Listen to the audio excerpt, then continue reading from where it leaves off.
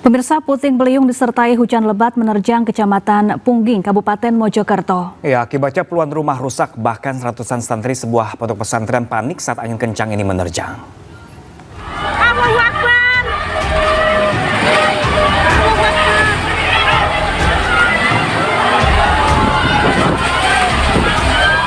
Angin puting beliung disertai hujan lebat menerjang Kecamatan Pungging, Kabupaten Mojokerto, Jawa Timur. Saat kejadian, ratusan santri sebuah pondok pesantren di Desa Tunggal Pager panik berlarian karena angin memporak-porandakan gedung pesantren. Meski tidak berlangsung lama, namun dampak angin puting beliung membuat puluhan rumah rusak.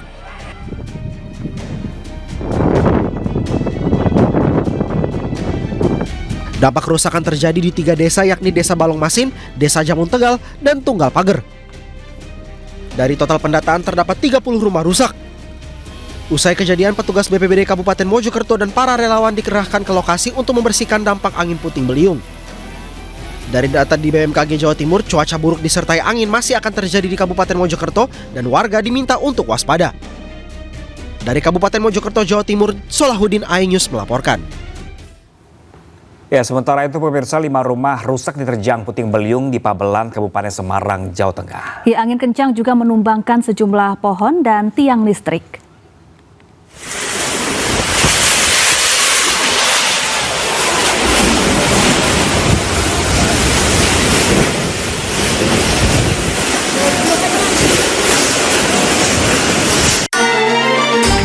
Angin puting beliung menerjang kawasan permukiman di Desa Sumberjo, Kecamatan Pabelan, Kabupaten Semarang, Jawa Tengah.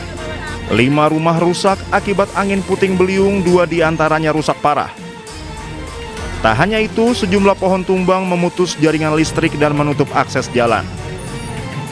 Selain pohon, sebuah tiang listrik juga ikut tumbang dan menutup akses jalan. Akibatnya, aliran listrik ke permukiman penduduk padam.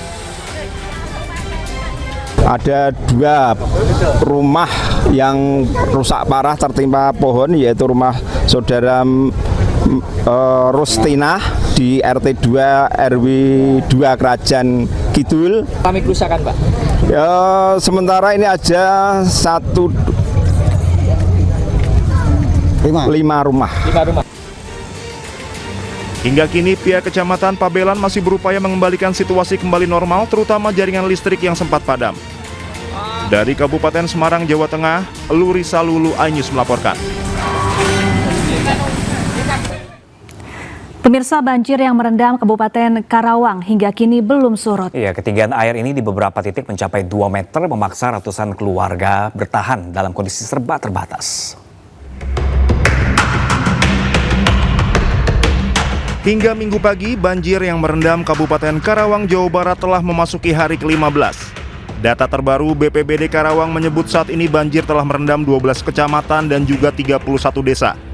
Banjir luapan Sungai Citarum dan Cibeet masih merendam rumah warga di Desa Karangligar, Kecamatan Teluk Jambe Barat, Karawang, Jawa Barat.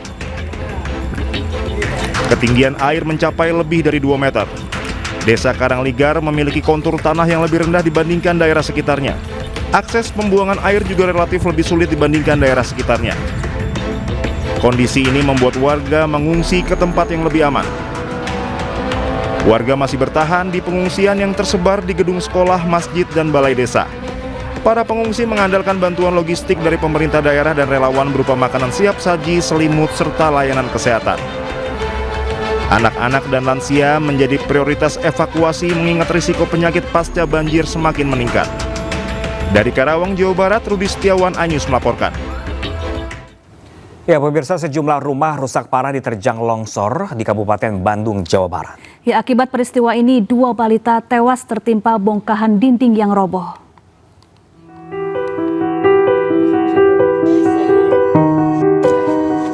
Aldi Arfari, bayi berusia 3 bulan, dan kakak perempuannya Rere Revania berusia 5 tahun tewas akibat tertimpa reruntuhan tembok bagian dapur rumah kontrakannya yang diterjang longsor di Desa Tribakti Mulia, Kecamatan Pengalengan, Kabupaten Bandung.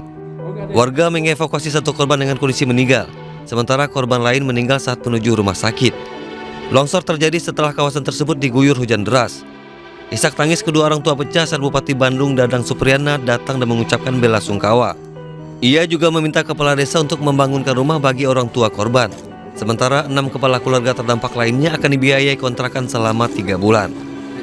Mengimbau kepada warga sekitar melalui Pak Kades dan Kalak BPBD yang tentunya bagi lokasi yang rawan bencana, terutama area tadi ada sekitar 6 rumah, jadi diminta untuk sementara pindah atau evakuasi terlebih dahulu. Nanti kita akan berikan untuk kontrak selama 3 bulan.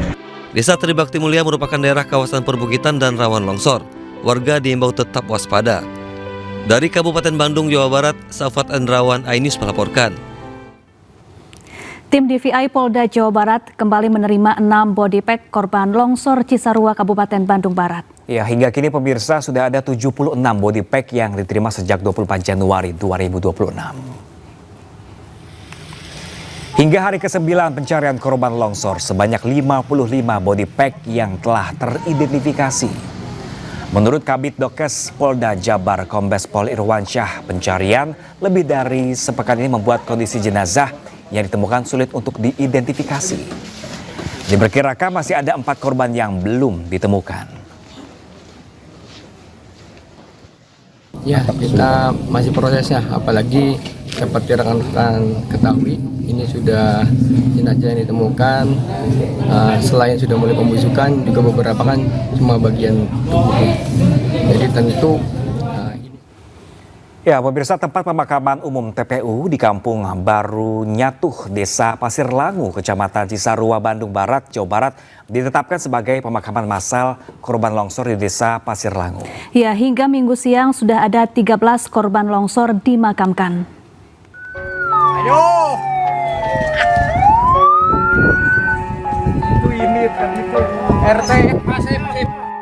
Setelah adanya kesepakatan dan koordinasi antara pihak keluarga dengan keluarga korban longsor di Desa Pasir Langu, Kecamatan Cisarua, Bandung Barat, Jawa Barat, tempat pemakaman umum TPU di Kampung Baru Nyatuh ditetapkan sebagai pemakaman massal korban longsor.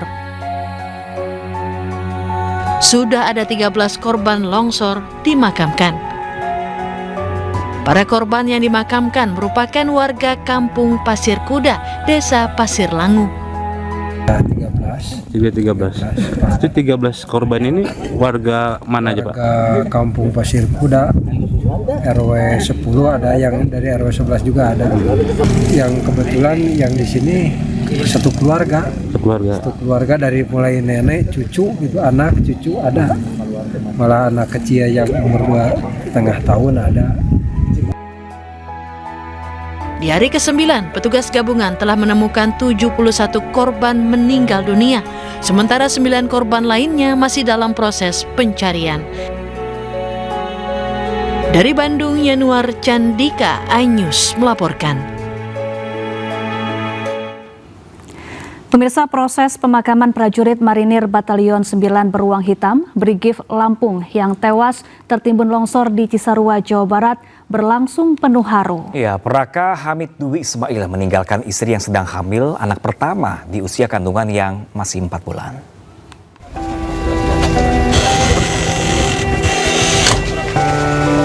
Usai disolatkan di rumah duka, jenazah Praka Marinir Hamid Dwi Ismail dibawa ke TPU Kelurahan Waidadi Baru, Sukarame, Bandar Lampung untuk dimakamkan.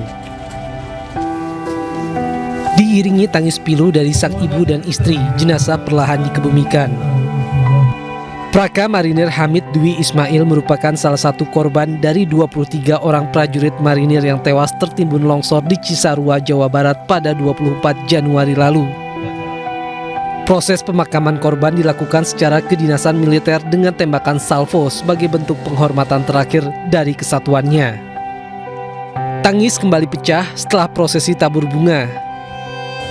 Di mata keluarga, sosok Praka Marinir Hamid Dwi Ismail dikenal sebagai pribadi yang baik. Dalam peristiwa pilu ini, korban meninggalkan seorang istri yang baru dinikahi 11 bulan lalu dan anak yang masih di dalam kandungan. Korban meninggal dunia dari mana tuh? Kita ditelepon dari kaptennya, dari atasannya. Kalau Hamid termasuk orang yang hilang kontak. Tuh, kalau istri Hamid sendiri selaku kita mertua itu sedang mengandung tuh? Iya, betul. Berapa bulan tuh? 3 bulan, masuk 4 bulan. Anak keberapa ini tuh? Anak pertama. Anak pertama. Mereka baru 11 bulan itu. Baru 11 bulan menikah ya. Pengantin baru betul masih sayang-sayangnya dua-duanya. Praka Marinir Hamid Dwi Ismail merupakan salah satu dari 23 orang prajurit TNI AL yang sedang menjalani latihan pratugas dari kesatuannya di Batalion 9 Beruang Hitam, Brigif 4 BS Lampung untuk ditempatkan di wilayah perbatasan Indonesia dengan Papua Nugini.